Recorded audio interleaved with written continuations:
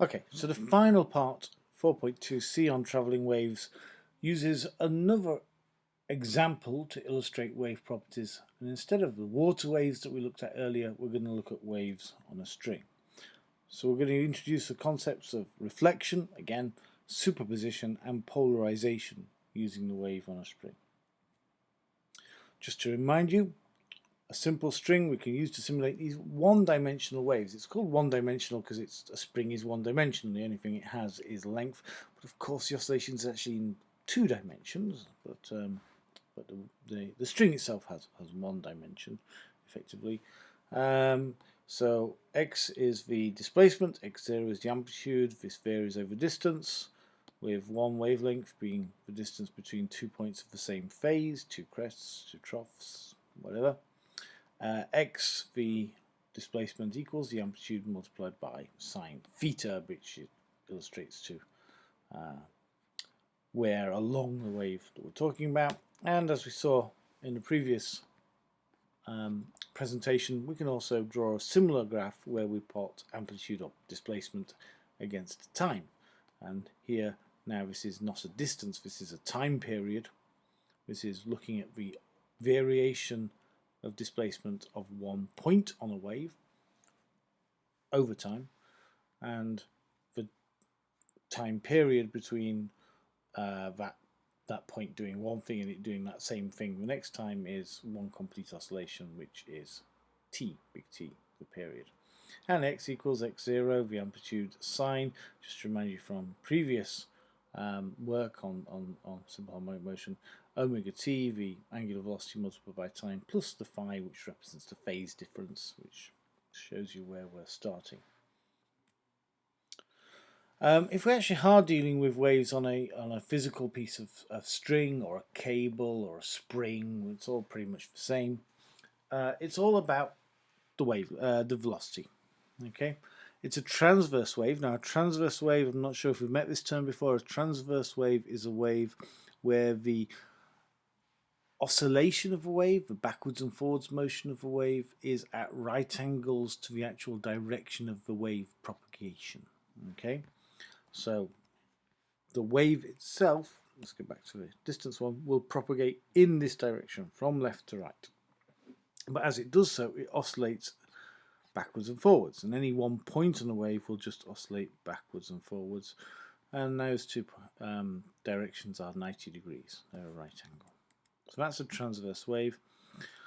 The wave speed is the key thing here, and for a spring or a string or cable or whatever, v equals the square root of t the tension divided by mu m, which is the mass per unit length. Now, for any given spring, the mass per unit length is presumably going to be constant, but the tension can vary depending on how much you're stretching it.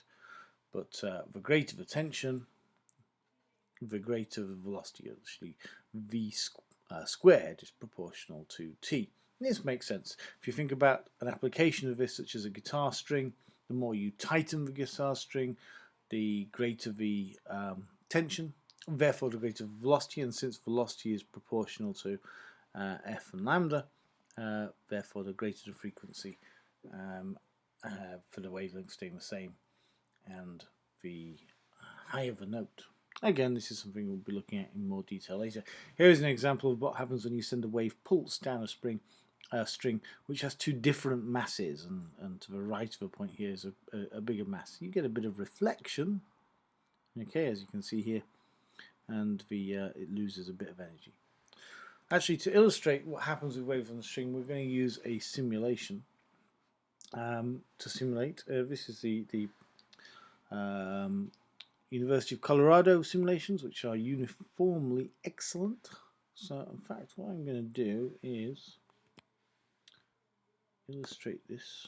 So here is the front page for the University of Colorado Boulder Interactive Simulations. You've been using it before. And here is our simulation. Now we can change here how we move our spring like this. Restart. We can change here out the window. And we can change the tension, which we've already mentioned. We can add rulers and a timer. I'm not going to bother, but you can if you want to play with this. And we can slowly make a wave which travels away. Try and make a continuous oscillating wave if you want. It's not as easy as it looks. So reflection is what happens in this case when we send a wave pulse down and it bounces back. Now with no end it's not going to do that, but if I can have a fixed end, oh, there we go. What's happening there? Reset the thing. We can make it a pulse. That's a nice one because it goes pulse, and it bounces back. Notice how when you have a fixed end, it bounces back on the opposite side. Let's see if we can change some things here. Change the amplitude, pulse width, change the tension, make it go a bit slower. Pulse. That's a bit narrow, make it wider. Pulse. Oh, I like that. Make it a bit faster. Increase the tension. And you can see the reflected waves. And the reflected waves, as we'll look at later, as they pass each other, they interfere, they superimpose. Restart. Pulse. So this is a fixed end. We have for oscillation, there's no damping. That means no energy is lost. So the wave just keeps on going.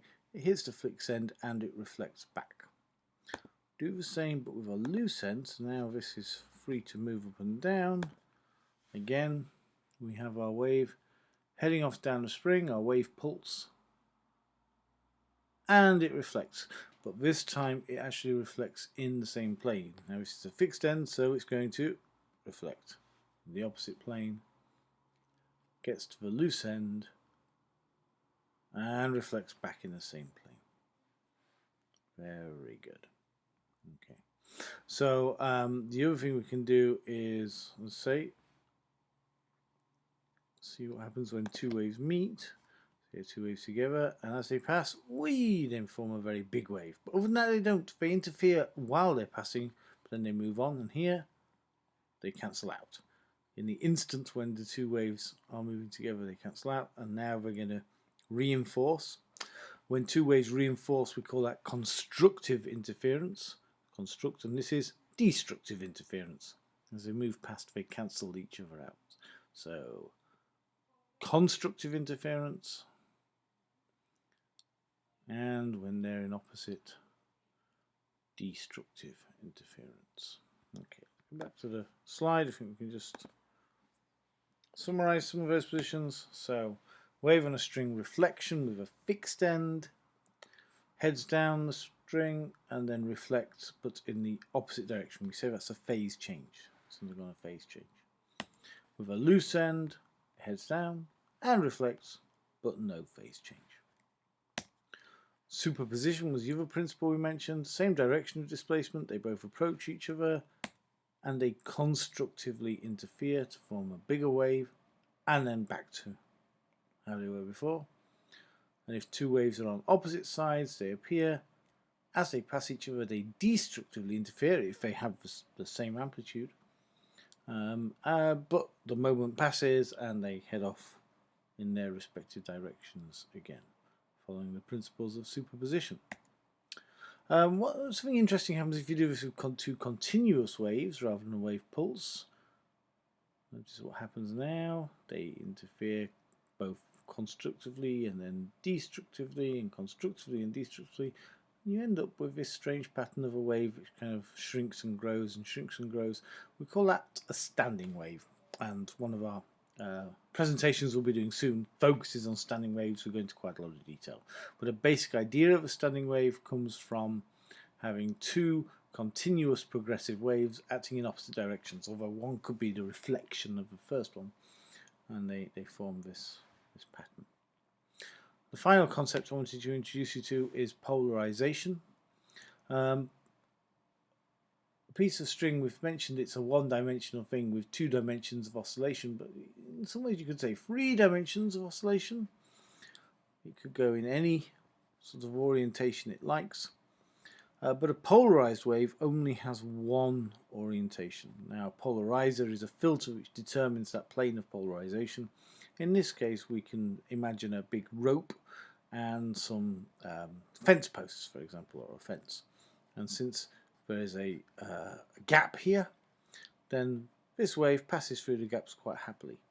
Okay, pass through the gap, but now we put another polarizer in the other way around, and it can't oscillate here, so it blocks the polarization. So this is a polarized wave, and this is a polarized wave, but it's blocked by having a polarizer which has a different plane of polarization. Okay, so that was a basic introduction to using the waves on a string app to illustrate different concepts of waves.